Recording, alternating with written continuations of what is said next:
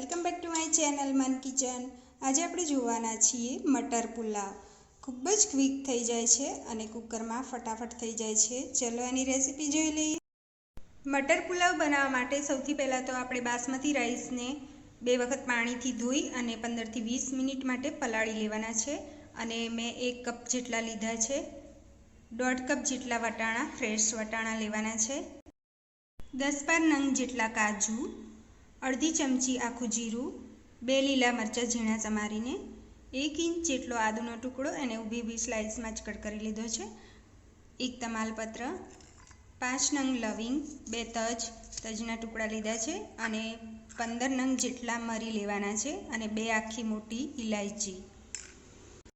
સૌથી પહેલાં gas on કરીને એક કુકર લેવાનું છે। એમાં 3-4 ટેબલ સ્પૂન ઘી લેવાનું છે। ઘી અથવા તેલ ગમે તે લઈ શકો છો। જીરું એડ કરો। હવે તજ, લવિંગ, મરી અને ઇલાયચી એડ કરી લઈએ। ઇલાયચીને છોલીને એડ કરવાની છે।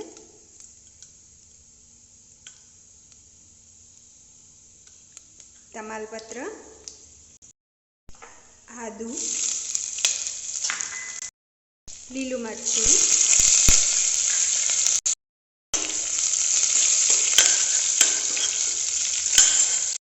હવે કાજુ એડ કરીએ।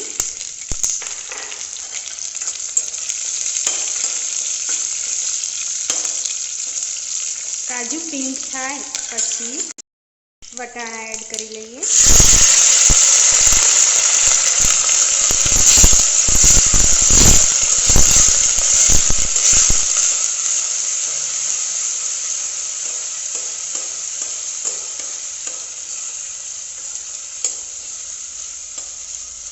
થોડી વાર સાંતળી લઈએ। 1 મિનિટ સાંતળ્યા પછી આપણે ચોખા એડ કરી લઈએ। એમાં 1 ટેબલ સ્પૂનથી થોડું મીઠું નાખીએ, ઓછું 1 ટેબલ સ્પૂનથી થોડું ઓછું નાખવાનું છે। અડધી ચમચી ગરમ મસાલો મિક્સ કરી લઈએ।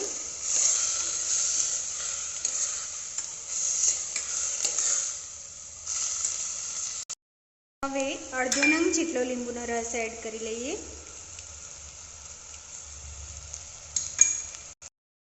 મિક્સ કરી અને 1.5 કપ જેટલું પાણી નાખીએ।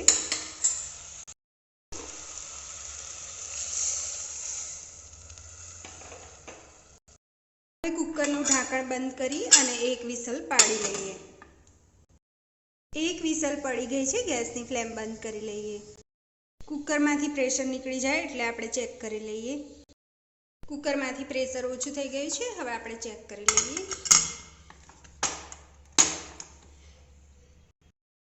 પુલાવને હલકા હાથે મિક્સ કરી લઈએ।